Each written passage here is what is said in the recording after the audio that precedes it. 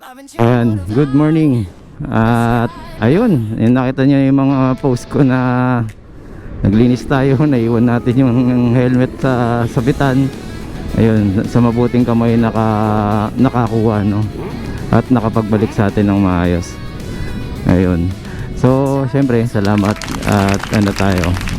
Marami nag-share sa ating post, lalo na sa ating kabarangay na San Agustin. Ayun. So yun, syempre kwento ko lang yun muna dahil yun yung naging ano natin, naging ano ba, kaganapan itong weekends. Okay, so going back naman sa ating content, no.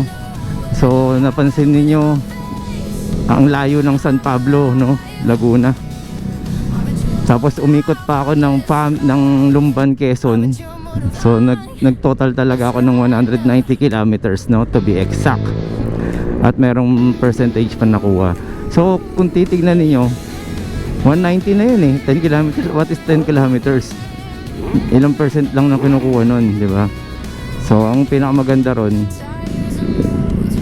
ano na-tested ko na siya na umaabot ng 200 kilometers. So yun ang pinakamagandang ano natin, nasubukan natin sa Dynamax, no? Ang galing, di ba?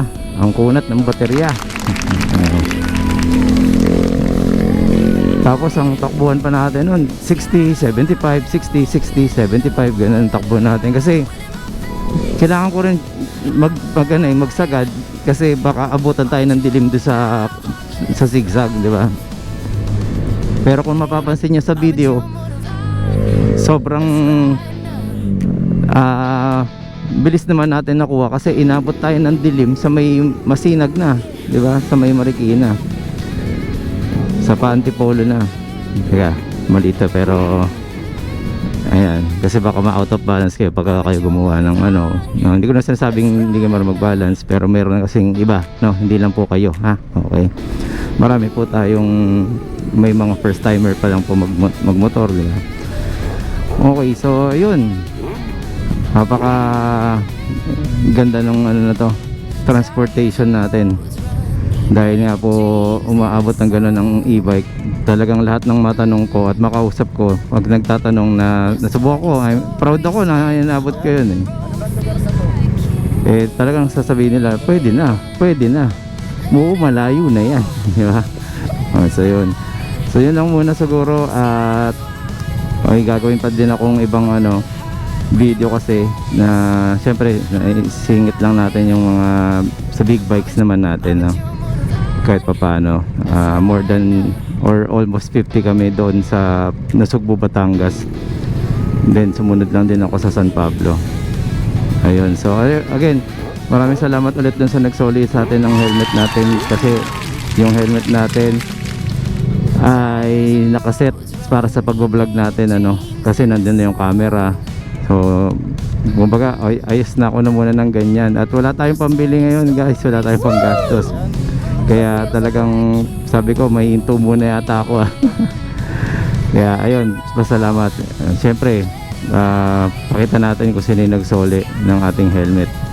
Eto, siya po. Actually yung pamilya po nila, kasi malapit lang po sila doon. At suki po din nila ako eh. Sila po ay nagpupusit.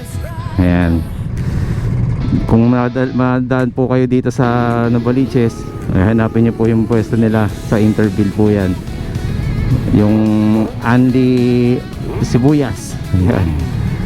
Ayan. Kaya pag dadaan ako, nakakapitik ako ng, sabi ko dalawa lang, nakakaapat ako lagi eh. Kung kaya ko nga lang 6 lagi eh.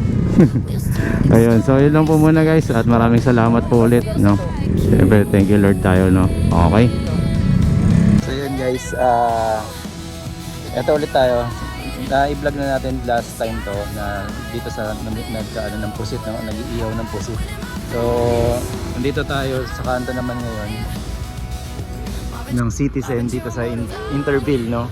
Ayan, so yung pamilya po nila, sila po yung nakakuha ng helmet ko at nasa maayos na kalagayan yung helmet. Okay, ayan, sa mga nagkikrave ng pusit, no? At curious sa mga ano, sa lasa ng maraming sibuyas. Ayan, dito po Tayo naman ay sumusuporta rin talaga tayo sa mga local entrepreneur, no? Kahit ako po ay local rin entrepreneur, no? Ano ba lugar na to?